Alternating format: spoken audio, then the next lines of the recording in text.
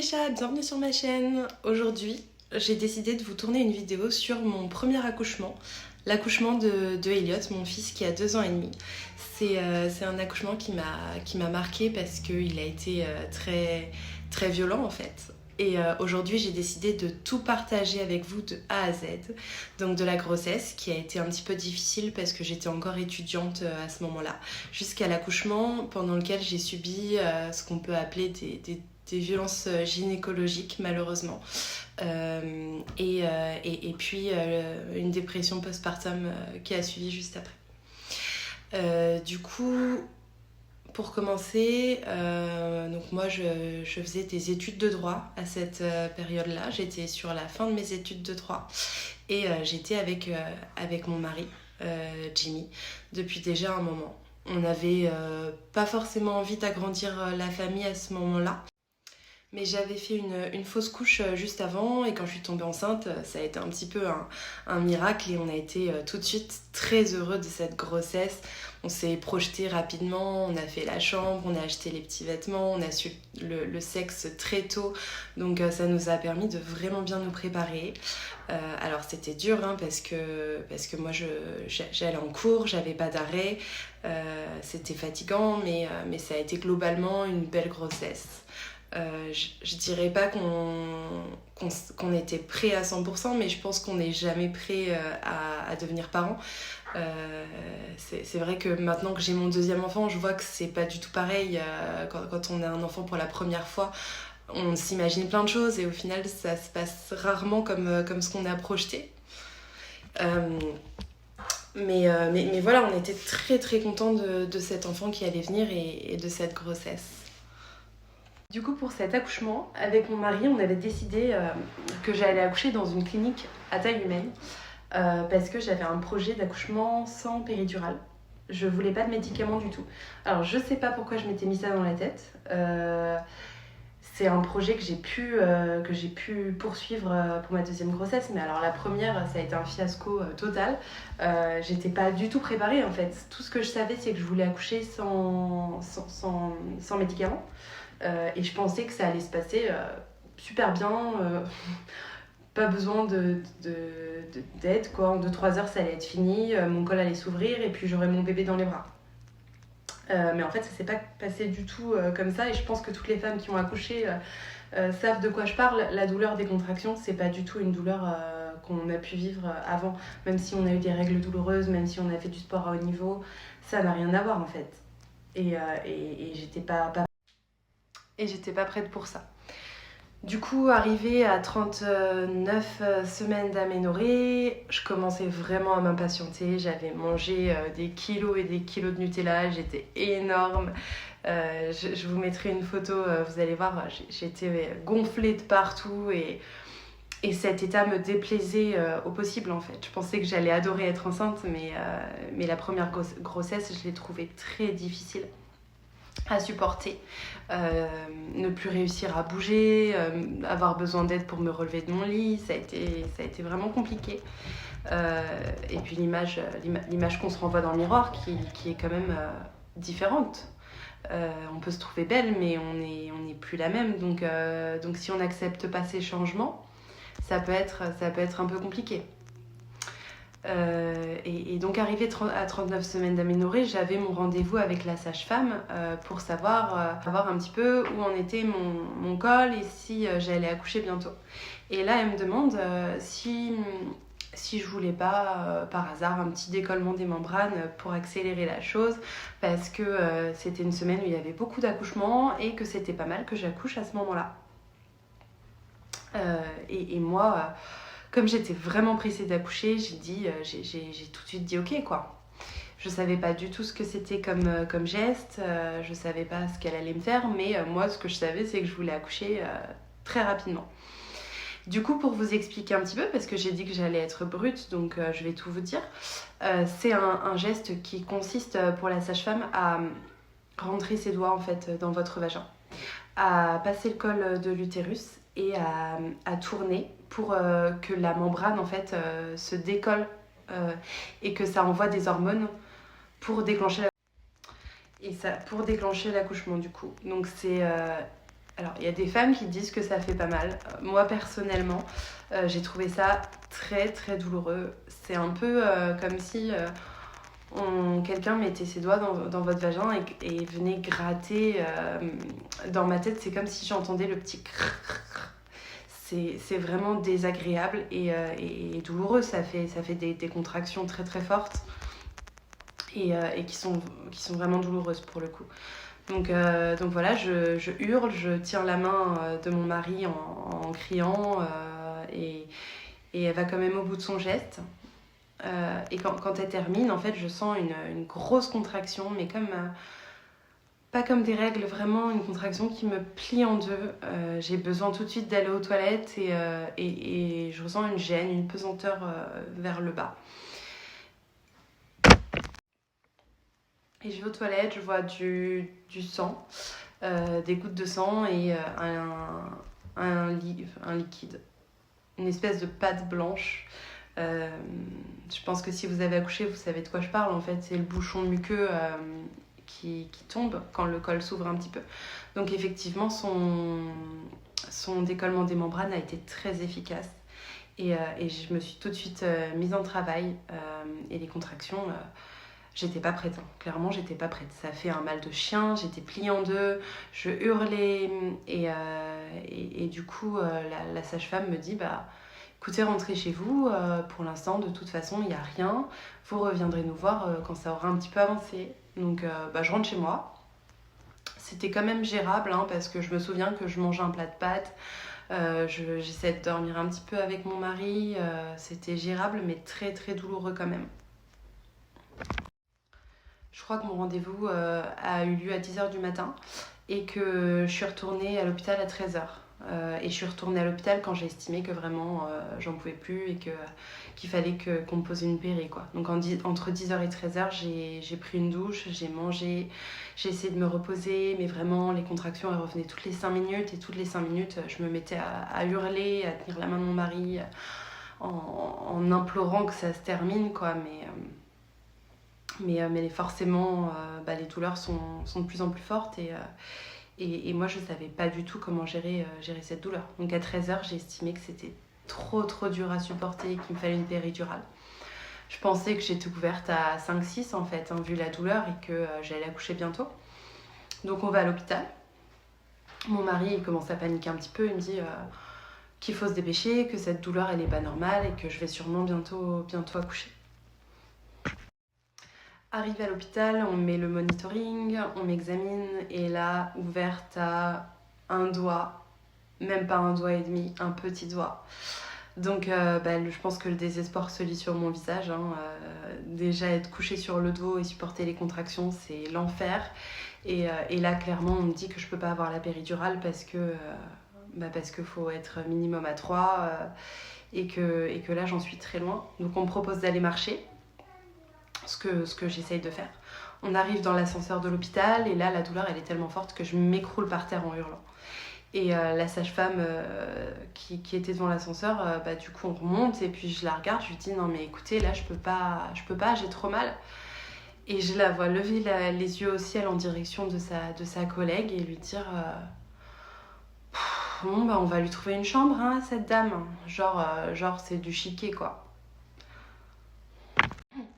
Donc bon, elle me trouve une chambre, ça me fait du bien parce que j'ai quand même la douche et puis j'ai un peu plus de confort on va dire, mais les contractions sont toujours insupportables. À chaque contraction, je me mets en chien de fusil, je ferme les yeux, j'essaye de respirer mais j'y arrive pas vraiment. Mon mari il m'appuie tellement fort dans le dos qu'après j'aurai des bleus pendant des jours. Enfin, on ne sait pas comment faire et personne ne vient nous aider. C'est-à-dire qu'entre 13h et 19h, l'heure à laquelle j'ai eu la péridurale, j'ai eu, je crois, 2 visites pour surveiller mon col.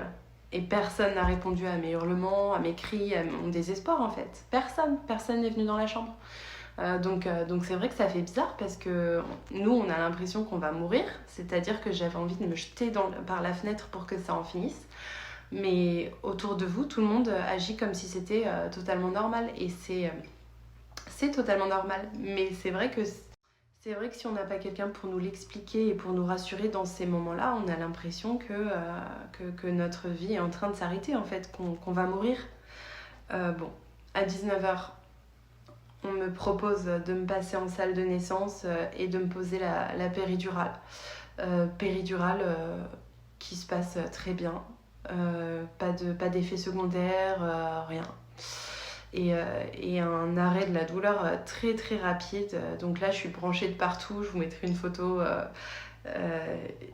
C'est pas flatteur du tout, hein, mais ça reflète bien notre état à ce moment-là. Branchée de partout, monito en continu.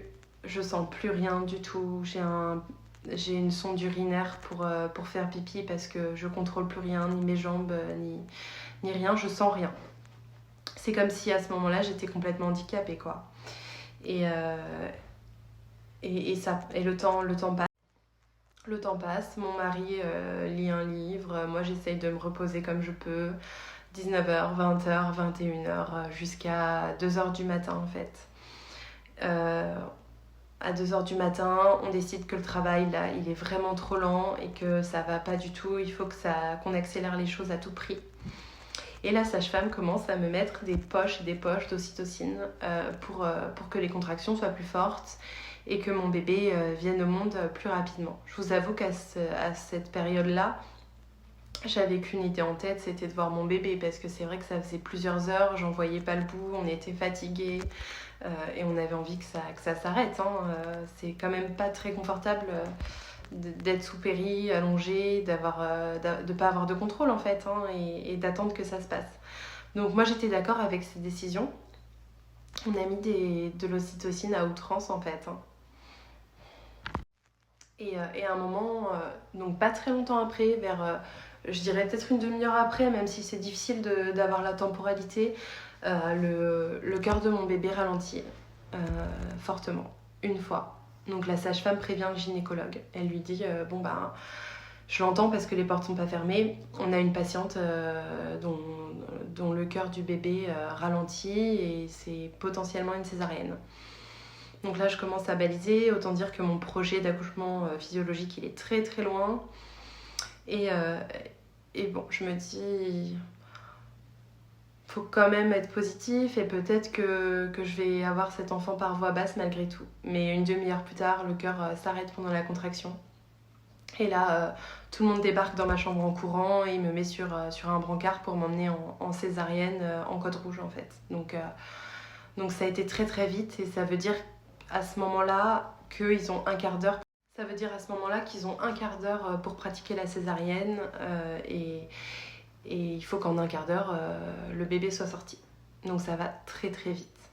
Et donc ils m'emmènent en bas, on prend l'ascenseur, ils me déposent.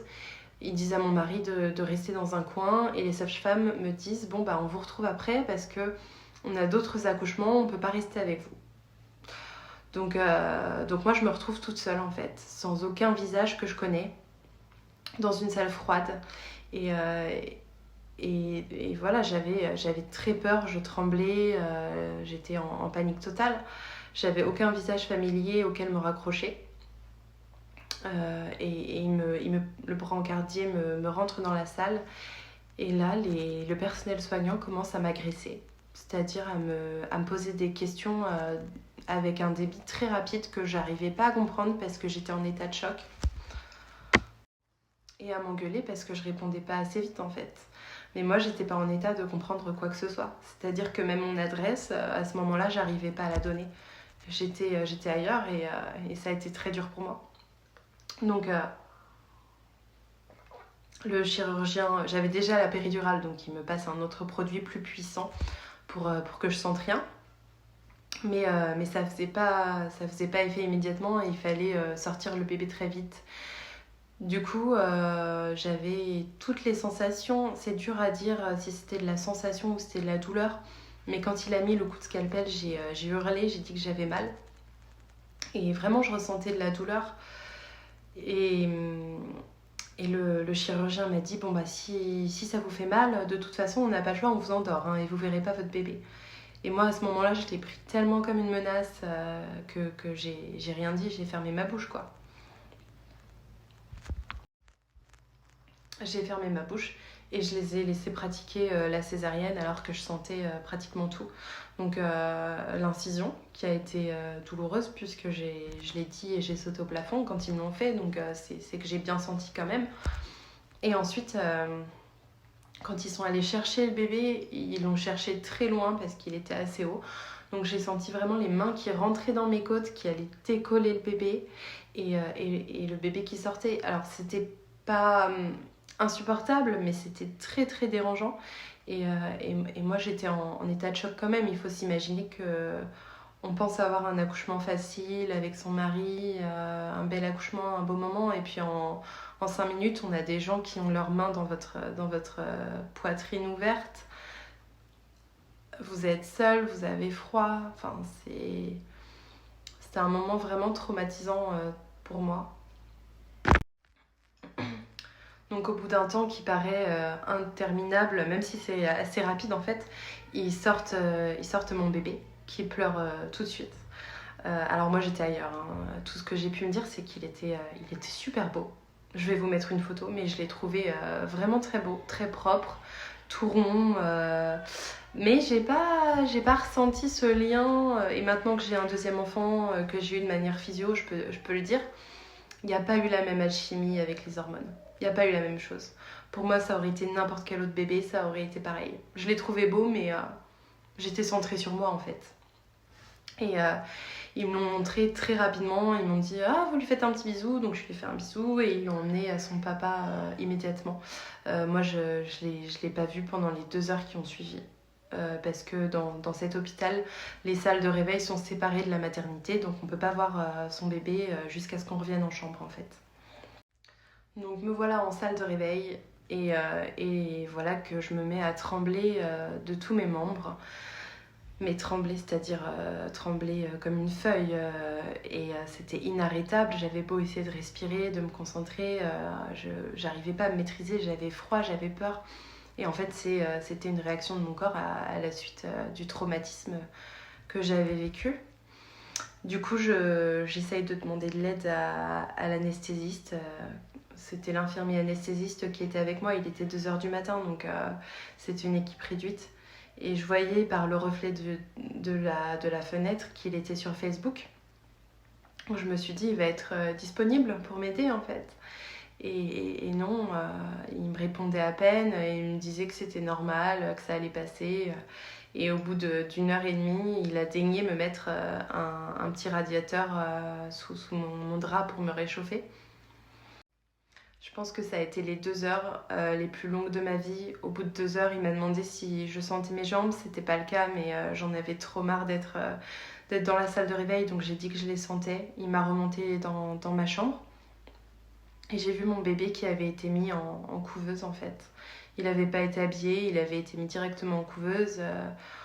On me l'a mis sur moi, on m'a demandé si je voulais l'allaiter et j'ai dit non. Parce que j'étais trop au bout de ma vie en fait. J'avais trop mal partout et j'étais plus capable d'encaisser plus de douleur et plus d'inconfort à ce moment-là. Mon bébé, je le trouvais beau, mais j'arrivais pas à vraiment imaginer que c'était le mien. Et du coup, ils l'ont remis en couveuse. Ils ont demandé à mon mari de partir parce que c'était le Covid. On a eu beau demander s'il pouvait rester quand même parce que j'avais très mal. Ils ont refusé. Donc mon mari est rentré chez lui, enfin chez nous. Et moi, je suis restée seule à l'hôpital avec ce bébé en couveuse à côté de moi, qui était en couveuse pour aucune raison médicale d'ailleurs. Et je me suis endormie. Je me suis endormie jusqu'au lendemain vers 5h où j'ai mis quelques minutes avant de réaliser que c'était mon bébé à côté de moi. Et je me suis retrouvée trempée en fait, trempée de fluide corporel parce que j'ai eu une montée de lait très tôt, je transpirais parce que c'était le mois de septembre, il faisait très chaud. Et moi, il faut savoir que je suis un peu maniaque et à cheval sur tout ça. Donc j'ai eu besoin d'aller prendre une petite douche. Et j'ai sonné le personnel soignant 1 fois, 2 fois, 3 fois. 1 heure est passée, personne n'est venu me voir. Mon bébé pleurait parce qu'il avait faim. Et j'ai décidé du coup de me traîner à la douche par mes propres moyens. Il faut savoir que le lendemain d'une césarienne, on a super mal. Se mettre debout, c'est vraiment très compliqué. Et en plus, j'avais les perfusions, la perfusion d'antidouleur qui d'ailleurs n'était pas passée la nuit parce que la perfusion était vrillée en fait. Donc j'avais pas eu d'antidouleur. J'avais ma poche de pipi parce que j'avais toujours ma sonde urinaire. Donc j'ai pris les poches, je me suis traînée, franchement on aurait dit l'exorciste quoi. Je me traînais par terre avec mes cheveux en bataille. J'étais dégoûtante, je puais franchement je pense que je faisais beaucoup de peine à voir. Et je me suis traînée avec mes poches jusqu'à la douche et je me suis aspergée d'eau froide pour revenir un petit peu à la réalité. Et une fois que je me suis sentie un petit peu mieux, je suis retournée voir mon bébé. Puis j'ai attendu qu'on vienne enfin le nourrir, lui donner un biberon, le sortir de sa couveuse parce que moi j'étais incapable de le faire. Et au final, les aides-soignantes, la sage-femme j'imagine, et l'auxiliaire de puère sont arrivés vers 11h pour le nourrir. Enfin. Il avait plus de force pour pleurer tellement il avait déjà pleuré, il avait faim. Elles se sont excusées pour l'attente et elles m'ont dit que c'était mal tombé parce qu'il y avait eu beaucoup d'accouchements ce jour-là. Alors je l'entends bien sûr, j'imagine que c'est pas forcément facile tous les jours pour le personnel soignant. Mais il s'est trouvé que à cause de ces circonstances, j'estime que j'ai été négligée le jour de mon accouchement et que mon bébé a aussi été négligé le jour de sa naissance. Et je trouve que c'est quand même dommage en France de vivre des choses comme ça. Donc voilà, mon bébé a enfin mangé, j'ai enfin pu prendre une douche, me lever et essayer de faire un peu de lien avec avec ce bébé que j'ai découvert du coup pendant 5 jours parce que je suis restée 5 jours à la maternité et toujours aussi mal accompagnée en fait. C'est-à-dire que je sonnais, personne ne venait, je les entendais, pourtant elles étaient juste devant parler de leurs vacances, de choses qui n'avaient rien à voir avec leur travail. Parce qu'en fait, il y avait une vitre qui était ouverte dans la nurserie, donc j'entendais tout ce qui se passait dans le couloir. Et franchement, ça fonctionnait pas quoi, ça fonctionnait pas. Et elles parlaient de tout sauf du travail et elles venaient jamais quand je les appelais que j'avais vraiment besoin d'elles. J'ai même à un moment refusé un soin qui me faisait très mal parce que je comprenais pas à quoi ça servait. Maintenant je comprends, c'est l'anticoagulant dans la cuisse là qui faisait mal. Et en fait on m'a pas expliqué à quoi ça servait, on m'a juste dit non vous ne pouvez pas refuser, on m'a imposé la piqûre de force. Je sais aujourd'hui que c'est totalement illégal de procéder comme ça. Donc voilà, j'ai passé 5 jours vraiment à souffrir dans cette maternité et à pas trop savoir quoi faire avec ce bébé. Ce bébé avec lequel j'ai eu du mal à créer un lien à cause de cet accouchement parce que je m'en occupais machinalement, j'avais beaucoup de pression, j'avais l'impression qu'il fallait que je sois parfaite pour pas trahir mon mal-être en fait. Mais c'est pas comme ça qu'on crée du lien. Et c'est au bout de, je pense, 3 mois, quand il a commencé à sourire, à me montrer qu'il était là, qu'on a vraiment commencé à construire une relation tous les deux. Mais avant ça, je comprenais pas ce qui m'arrivait et je pleurais absolument tous les jours. J'ai vu une psychologue qui m'a dit que j'étais très équilibrée et que tout allait bien, mais c'est à mon 2e accouchement qu'on a pu mettre des mots sur ce qui m'était arrivé. Donc ce qui m'est arrivé, ce qui était bien une dépression du postpartum en fait, et un état mélancolique qui durait tous les jours sur plusieurs mois.